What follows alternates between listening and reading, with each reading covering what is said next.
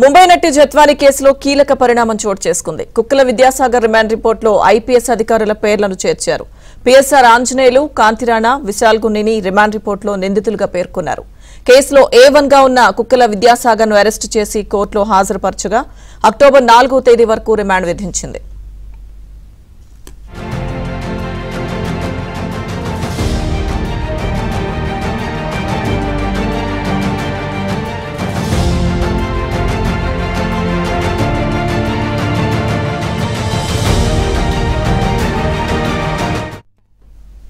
ముంబై నటి జత్వాని కేసులో కీలక పరిణామం చోటు చేసుకుంది. కుక్కల విద్యాసాగర్ రిమాండ్ రిపోర్టులో ఐపీఎస్ అధికారుల పేర్లను చేర్చారు. పీఎస్ఆర్ ఆంజనేయులు, కాంతిరాణా, విశాల్ గున్నిని రిమాండ్ రిపోర్టులో నిందితులుగా పేర్కొన్నారు. కేసులో A1 గా ఉన్న కుక్కల విద్యాసాగర్ ను అరెస్టు చేసి కోర్టులో హాజరుపరచగా అక్టోబర్ 4వ తేదీ వరకు రిమాండ్ విధించింది.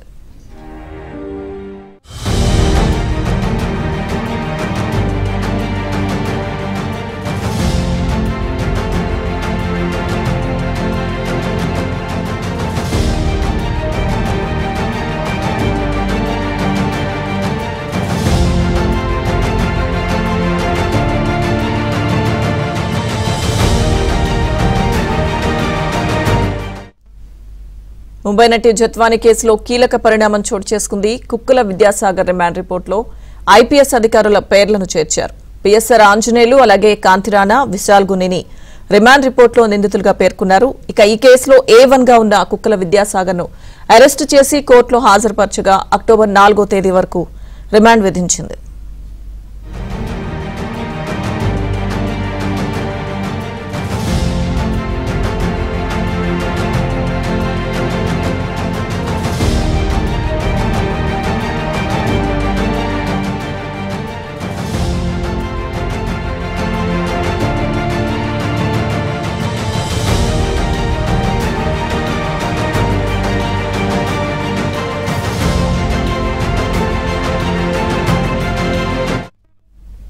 ముంబై నటి జత్వాని కేసులో కీలక పరిణామం చోటు చేసుకుంది. పూర్తి సమాచారం మా ఐపీ బ్యూరో చీఫ్ రామారావు అందిస్తారు.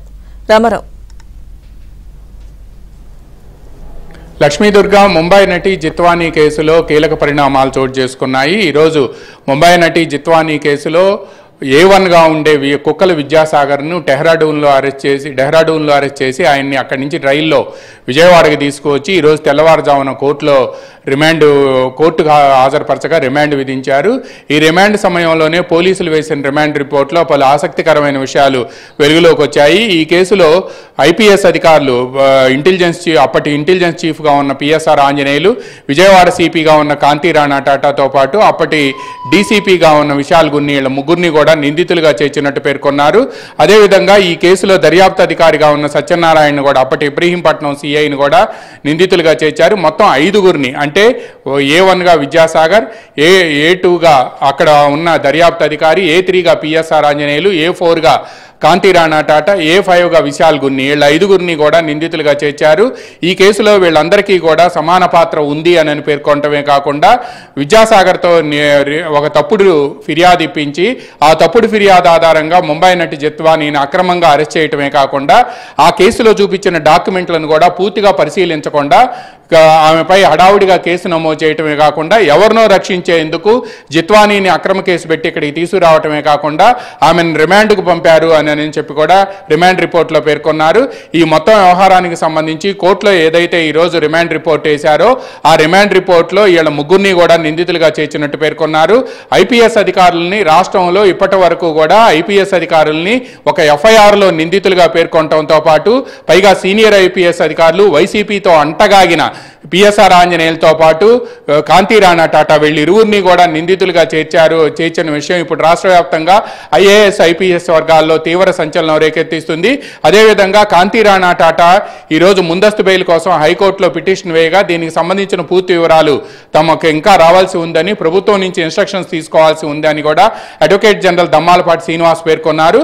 ఈ నేపథ్యంలోనే కాంతిరాణా టాటాను రేపు ఉదయం వరకు కూడా అరెస్ట్ చేయవద్దు అని చెప్పి ఎటువంటి దుందుడుకు చర్యలు తీసుకోవాలి తీసుకోవద్దని, అదేవిధంగా దర్యాప్తుకు కూడా కాంతి రాణా టాటా సహకరించాలి అని చెప్పి కూడా హైకోర్టు ఆదేశాలు జారీ చేసింది. కేసు విచారణను రేపటికి వాయిదా వేసింది. అయితే రిమాండ్ రిపోర్ట్లో కుక్కల విద్యాసాగర్ ఏదైతే ముంబై నటి జిత్వాని తన ఆస్తులకు సంబంధించి ఫోర్జరీ చేసిందని పేర్కొన్నారో ఆ ఫోర్జరీ డాక్యుమెంట్లు కూడా నకిలీవి అని చెప్పి కేవలం అప్పటి ఉన్న అధికారులు అదేవిధంగా అప్పుడున్న ప్రభుత్వ పెద్దల ప్రమేయంతోనే అతను ఫిర్యాదు చేశాడు అని కూడా రిమాండ్ రిపోర్ట్లో పేర్కొన్నట్టు సమాచారం అందుతుంది. పైగా ఈ ముగ్గురు అధికారులు ఎవరైతే ఉన్నారో వీళ్ళ పాత్ర కూడా ఉంది అని కూడా పేర్కొన్నారు. ఇప్పటికే విశాల్ గున్ని దీనికి సంబంధించిన స్టేట్మెంట్ను కూడా ఆయన ఉన్నతాధికారుల ముందు ఇచ్చారు. ఈ స్టేట్మెంట్ ఆధారంగా కూడా కేసులో దర్యాప్తులో ముందుకు వెళ్తున్నారు. అదేవిధంగా అప్పుడు డాక్టర్ సవంతి రాయ్ విజయవాడ క్రైమ్ ఏసీపీగా ఉండి ఆమె దర్యాప్తు చేసింది. ఆ దర్యాప్తు నివేదిక ఆధారంగా డీజీపీకి దర్యాప్తు నివేదిక ఇవ్వగా ఆయన దానిపై అధికారులతో మాట్లాడిన తర్వాత ఉన్నతాధికారులకు ముందుగా ప్రభుత్వానికి ఒక నివేదిక ఇచ్చారు. ఆ నివేదిక ఆధారంగా ప్రభుత్వం పిఎస్ఆర్ ఆంజనేయులతో పాటు కాంతి రాణా టాటా, విశాల్ గున్ని ముగ్గురిని కూడా సస్పెండ్ చేసింది. సస్పెండ్ చేసిన తర్వాత అప్పటి నుంచి నేటి వరకు కూడా దీనికి సంబంధించి సస్పెన్షన్ల తర్వాత వీళ్ళని నిందితులుగా చేరుస్తారా లేదా అనేది కూడా ఒక సస్పెన్స్ కొనసాగింది. అయితే ఈ ముగ్గురు అధికారుల పాత్ర ఉంది అని తేలటంతో పాటు పైగా పిఎస్ఆర్ ఆంజనేయులు ఏదైతే ఇన్స్ట్రక్షన్స్ ఇచ్చారో ఆ ఇన్స్ట్రక్షన్స్ మేరకే కేసు నమోదు చేశామని, ముంబై వెళ్ళి జిత్వానీని అరెస్ట్ చేసి తీసుకువచ్చాము అని చెప్పి కూడా ఈ మొత్తం టీంలో ఉన్న కొంతమంది అధికారులు స్టేట్మెంట్ ఇవ్వడంతో ఆ స్టేట్మెంట్ ఆధారంగా పిఎస్ఆర్ ఆంజనేయులతో పాటు కాంతి రాణా టాటా కూడా ఆ రోజు దర్యాప్తు జరుగుతున్న తీరును సరైన పర్యవేక్షణ లేకపోవటం, అదేవిధంగా జిత్వానీని అరెస్ట్ చేసి తీసుకువచ్చారా లేదా అని క్షణం క్షణం కూడా ఏం జరుగుతుంది అనేది కూడా ఆరా తీశారు అని కూడా రిమాండ్ రిపోర్ట్లో పేర్కొన్నట్టు సమాచారం అందింది. అందువల్లనే ఇప్పుడు వీళ్లపై కూడా కేసు నమోదు చేశారు. వీళ్ల పాత్ర ఉంది అని తేలటంతోనే ముఖ్యంగా పిఎస్ఆర్ ఆంజనేయులతో పాటు కాంతి రాణా టాటా పాత్ర ఉంది అని తేలటంతోనే వీళ్ళిద్దరి పేర్లను కూడా ఇందులో చేర్చారు. అదేవిధంగా దర్యాప్తు అధికారిగా సత్యనారాయణ పేరును కూడా ఇందులో చేర్చినట్టు మనకు సమాచారం అందింది. ఈ మొత్తం వ్యవహారం ఇప్పుడు ఐపీఎస్ అధికారులను సస్పెండ్ చేయటం సంచలనం అయితే వీళ్ళని జిత్వానీని అక్రమంగా అరెస్ట్ చేసిన కేసులో నిందితులుగా చేర్చడం రాష్ట్రంలో civil service all India service అధికారుల్లో తీవ్ర చర్చనీయాంశంగా మారింది. ఈ మొత్తం వ్యవహారం ఇంకా ఎవరి మెడకు చుట్టుకుంటుందో అన్న ఆందోళన కూడా పోలీసు విజయవాడ కమిషనరేట్లో అప్పుడు జిత్వానీని అక్రమంగా అరెస్ట్ చేసి ముంబై నుంచి విజయవాడకు తీసుకొచ్చిన కేసులో ఎవరైతే అధికారులు ఉన్నారో ఆ అధికారుల మరికొంతమందిపై కూడా వేటుపడే అవకాశం ఉందని చెబుతున్నారు. ముఖ్యంగా ఒక మహిళా అధికారి జిత్వానీపై చేయి చేసుకోవటం, ఆమె వ్యవహరించిన తీరు, దర్యాప్తు సమయంలో మరికొంతమంది అధికారులు వ్యవహరించిన తీరు కూడా ఆమెను విజయవాడ థర్మల్ పవర్ స్టేషన్కి సంబంధించిన వీటీపీఎస్ గెస్ట్ హౌస్లో కానీ లేకపోతే విజయవాడ బందర్ రోడ్లో ఉండే కమాండ్ కంట్రోల్ రూమ్లో కానీ ఉంచి ఆమెను అనధికారికంగా ఇన్వెస్టిగేట్ చేశారు అని కూడా చెబుతూ ఉన్నారు. ఈ నేపథ్యంలోనే వీళ్ళకి సంబంధించి అప్పుడు ఎవరెవరు ఇన్వెస్టిగేట్ చేశారు, దర్యాప్తులో ఎవరెవరు అనుచితంగా వ్యవహరించారు అనే అంశానికి సంబంధించి కూడా జిత్వానీ ఇబ్రహీంపట్నం పోలీస్ స్టేషన్కి ఇచ్చిన రిపోర్ట్లో పేర్కొన్నారు. జిత్వానీ తాజాగా ఇచ్చిన ఫిర్యాదు మేరకే ఇప్పుడు ఆమె ఇచ్చిన ఫిర్యాదు మేరకే వీళ్ళందరిపై కూడా కేసు నమోదు చేసి మొన్నటి వరకు కూడా ఎఫ్ఐఆర్లో కుక్కల విద్యాసాగర్ని A1గా చేర్చి మిగతా వారు అదర్స్ అని పెట్టారు. కుక్కల విద్యాసాగర్ అండ్ అదర్స్ అని పెట్టారు. ఇప్పుడు ఆ అదర్స్ కింద ఇన్వెస్టిగేటింగ్ ఆఫీసర్ సత్యనారాయణతో పాటు అప్పటి ఇబ్రహీంపట్నం సిఐ దర్యాప్తు అధికారిగా అతను ఉన్నారు. అతనితో పాటు పిఎస్ఆర్ ఆంజనేయులు ఈయనే మొత్తం నడిపించాడు, కథంతా వెనకుండి నడిపించాడు అని చెప్పి ఆయన పేరుతో పాటు అప్పటి విజయవాడ సిపిగా ఉన్న కాంతి రాణా టాటా, అదేవిధంగా డీసీపీగా ఉన్న విశాల్ గున్ని పేర్లు కూడా నమోదు చేశారు. మొత్తం 5 పేర్లు ఇప్పటి వరకు కూడా ఈ ఎఫ్ఐఆర్లో చేరాయి. ఈరోజు రిమాండ్ రిపోర్ట్లో వీళ్ళ 5 కూడా ఈరోజు ఎఫ్ఐఆర్లో మేము నిందితులుగా పేర్కొంటున్నాము అని చెప్పి A1గా ఉన్న కుక్కల విద్యాసాగర్ని అరెస్ట్ చేసిన సమయంలో కోర్టులో సమర్పించిన రిమాండ్ రిపోర్ట్లో ఈ 5 పేర్లు కూడా పేర్కొన్నట్టు మనకు సమాచారం అందింది.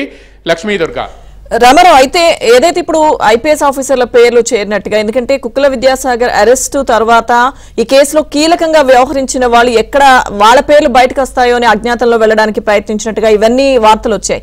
సో ఇప్పుడు విద్యాసాగర్ అరెస్టుతో ఇంకా ఎవరెవరు ఉన్నారు, కీలక సూత్రధారులు ఎవరు ఇదంతా నడిపించారు, ఈ వ్యక్తుల పేర్లు కూడా బయటకు వచ్చే అవకాశం ఉందా? ఎస్ లక్ష్మీదుర్గ, ఇప్పుడే మీతో మాట్లాడుతున్న సమయంలోనే వాళ్ళ రిమాండ్ రిపోర్ట్ కూడా ఇప్పుడే మనకి అందింది ఏబిఎన్కి ఎక్స్క్లూజివ్గా. మొదటి నుంచి కూడా ఈ కేసుని ఏబిఎన్ మొత్తం కూడా ఫాలోఅప్ చేస్తూ వచ్చింది. అదేవిధంగా ఈ కేసు మొత్తం వ్యవహారాన్ని కూడా బయటికి తీసుకొచ్చింది కూడా ఏబిఎన్ ఆంధ్రజ్యోతి. ఈ ఏబిఎన్ ఆంధ్రజ్యోతి తీసుకొచ్చిన ఈ కేసులో ఇప్పటి వరకు జరిపిన దర్యాప్తు ఏబిఎన్ ఏదైతే ప్రసారం చేసిందో ఆ కథనాలన్నీ కూడా నిజమేను అని తేలింది. ఈ నేపథ్యంలోనే రిమాండ్ రిపోర్ట్ కూడా ఇప్పుడే ఈ క్షణంలోనే మనకి అందింది. అయితే రిమాండ్ రిపోర్ట్లో పలు ఆసక్తికరమైన విషయాలు ఉన్నాయి అని కూడా మనకు సమాచారం అందుతుంది. అందువల్లనే వీళ్ళ 5 మొత్తాన్ని కూడా నిందితులుగా పేర్కొనడంతో పాటు ఈ రిమాండ్ రిపోర్ట్లో పేర్కొన్న అంశాలన్నీ కూడా చాలా ఆసక్తికరంగా ఉన్నాయి. అందువల్లనే వీళ్ళలో ఎవరైతే ఉన్నారో ఇప్పుడు పిఎస్ఆర్ ఆంజనేయులు కానీ లేకపోతే కాంతిరాణా టాటా కానీ విశాల్ గున్ని కానీ వీళ్ళ ముగ్గురు కూడా ఇప్పటికే వీళ్ళ ముగ్గురు మీద కూడా సస్పెన్షన్ వేటుపడింది. ఈ రోజైతే విశాల్ గున్ని తనకు ముందస్తు బెయిల్ ఇవ్వాలి అని చెప్పి కూడా హైకోర్టును ఆశ్రయించారు. హైకోర్టులో కూడా దీనికి సంబంధించి కొద్దిసేపు విచారణ జరిగింది. ఈ విచారణ సందర్భంగా అడ్వకేట్ జనరల్ దమ్మాలపాటి శ్రీనివాస్ తనకి ఇంకా సమయం కావాలని ప్రభుత్వం నుంచి ఇన్స్ట్రక్షన్స్ తీసుకోవాల్సి ఉందని ఈ కేసు వివరాలు కూడా తనకు తెలియాల్సి ఉంది అని కూడా ఆయన పేర్కొన్నారు. అందువల్లనే కేసు విచారణ రేపటికి వాయిదా వేస్తూ ఈలోపు ఆయన అరెస్ట్ చేయవద్దు అని కూడా ఆదేశాలు ఇచ్చింది. ఆయన దర్యాప్తు అధికారి పిలిస్తే మాత్రం విచారణకు సహకరించాలి అని కూడా హైకోర్టు ఆదేశాలు ఇచ్చింది. బట్ పిఎస్ఆర్ ఆంజనేయులు కానీ లేకపోతే కాంతిరాణా టాటా కానీ వీళ్ళిద్దరూ కూడా ఈ కేసులో మొత్తం కీలక పాత్ర వీళ్ళదేను అని తేలటంతో ఇప్పుడు వీళ్ళిద్దరు మెడకే ఈ మొత్తం వ్యవహారం చుట్టుకుంది. ఇప్పటికైతే మాత్రం ఒక కాంతిరాణా టాటానే హైకోర్టును ఆశ్రయించారు. ఇక సీతారామాంజనేయుల పరిస్థితి ఏంటనేది కూడా తెలియాల్సి ఉంది. ఎందుకంటే ఇది కేసులో నాన్ బెయిలబుల్ సెక్షన్స్ కూడా ఎక్కువగా ఉన్నాయి. ఈ నాన్ బెయిలబుల్ సెక్షన్స్ ఉండటంతో ఒకసారి వీళ్ళని అరెస్ట్ చేస్తే మాత్రం రిమాండ్కి తరలించడం అనేది మాత్రం ఖాయంగా కనిపిస్తోంది. ఎందుకంటే 7 సంవత్సరాల లోపు శిక్ష ఎక్కువ పడే సెక్షన్లు ఉండటంతో డెఫినెట్గా వీళ్ళని రిమాండ్కి తరలించే అవకాశం ఉంది. అయితే వీళ్ళని ఏం చేయబోతున్నారు అనేది కూడా పోలీస్ యంత్రాంగం ఏం చేయబోతుంది అనేది కూడా ఇంకా తేలాల్సి ఉంది. ఒక్క కాంతిరాణా టాటాపైనే ఇప్పటి వరకు కూడా హైకోర్టు ఇచ్చిన ఆదేశాలు రేపు ఉదయం వరకు అమల్లో ఉంటాయి. రేపు ఉదయం ఈ కేసు విచారణకు వచ్చిన వెంటనే అడ్వకేట్ జనరల్ వినిపించే వాదనలు అదేవిధంగా ప్రభుత్వం దీంట్లో ఏం చేయబోతుంది అనేది కూడా మనకి తెలిసే అవకాశం ఉంది. అప్పుడు మాత్రమే కోర్టులో ఇరుపక్షాల వాదనలు విన్నంతరం ఒక నిర్ణయానికి వచ్చే అవకాశాలు కూడా కనిపిస్తూ ఉన్నాయి. అయితే ఈ రిమాండ్ రిపోర్ట్ కూడా చాలా ఆసక్తికరంగా ఉంది. ఈ కేసు అసలు ఏ విధంగా జరిగింది, ఎలా జరిగింది, ముంబై నటి జిత్వానికి సంబంధించి ఎందుకు ఈ విధంగా పోలీసులు వ్యవహరించారు, అదేవిధంగా అంత ఆగమేఘాల మీద అంటే ఫిబ్రవరి 2వ తేదీ 2024 ఈ కేసు ఎఫ్ఐఆర్ రిజిస్టర్ అయితే 1వ తేదీనే టికెట్లు బుక్ చేయటం అనేది చాలా వింత. పెద్ద దోపిడీలు అదేవిధంగా డకాయిటీలతో పాటు మర్డర్ కేసుల్లో కూడా ఇంత హడావుడి ప్రదర్శించిన పోలీసులు కేవలం ఒక ఫోర్జరీ కేసులో ఇంత హడావుడి పడి 1వ తేదీనే టికెట్లు బుక్ చేసుకొని విజయవాడ నుంచి ఫ్లైట్లో ముంబై వెళ్ళి అంతకు ముందే ఆమె ఇల్లు ఎక్కడ ఉంది, జూహు పోలీస్ స్టేషన్ పరిధిలో ముంబైలో ఆమె ఇల్లు ఉంది అని అంటే ఆమె ఇంటిని కూడా రెక్కీ చేసి ముందుగానే ఆమెని తీసుకువచ్చి అక్కడ రెక్కీ చేసి ఆ తర్వాత 2వ తేదీన వెళ్ళి ఆమెని అక్కడి నుంచి జూహు పోలీస్ స్టేషన్లో ఆమెపై నమోదైన కేసుకి మీరు రావాలి అని చెప్పి మీరు అక్కడ దర్యాప్తుకు విచారించడానికి రావాలి అని చెప్పి అక్కడ పోలీసులు సమాచారం ఇస్తే ఆమె ఫోన్లతో పాటు ఆమె తల్లి కూడా కారులో బయలుదేరితే ఈ విషయం తెలుసుకున్న విజయవాడ పోలీసులు ఆమెను మార్గమధ్యంలో అరెస్ట్ చేయటం అంటే ఇదంతా ఒక పథకం ప్రకారం జరిగింది అనేది కూడా ఈ రిమాండ్ రిపోర్ట్లో స్పష్టంగా ఉంది. ఈ రిమాండ్ రిపోర్ట్లో ఉన్న విషయాలు చాలా ఆసక్తికరంగా ఉన్నాయి. అదేవిధంగా ఇక్కడి నుంచి ఎవరెవరు దీన్ని ఫాలో అప్ చేశారు అంటే ఈ రిమాండ్ రిపోర్ట్లో ఉన్నది ఏంటంటే పిఎస్ఆర్ ఆంజనేయులు ఇక్కడి నుంచి మొత్తం వ్యవహారాన్ని ఆయన్ని పిలిపించి చెప్పటం, అక్కడ ఆ తర్వాత ఈ రిమాండ్ రిపోర్ట్లో పిలిపించి చెప్పడంతో పాటు మొత్తం ఆయనే సూపర్వైజ్ చేశారు అనేది కూడా చెప్తూ ఉన్నారు. అందుకనే వీళ్ళందరినీ కూడా ఈ రిమాండ్ రిపోర్ట్లో నిందితులుగా చేర్చారనేది కూడా మనకు స్పష్టంగా అర్థమవుతుంది. Lakshmi Durga. Right, thank you Rama.